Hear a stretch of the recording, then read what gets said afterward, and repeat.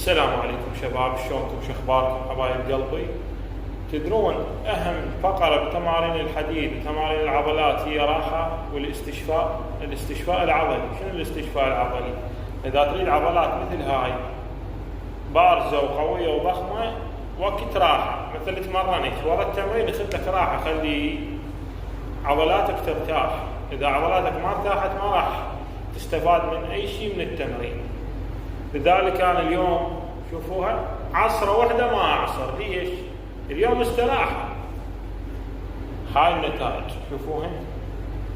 شوف عضلات السواعد شلون ضخمة قوية. ليش؟ لأن خليتها ترتاح. اليوم مسوي عليها ضغط ويوم هي تمرين فوق تمرين راح تأثر علي، راح يصير تهدين. لذلك ما راح استفاد أي شيء من البناء. تحياتي لكم. حيا بعيبي القلب.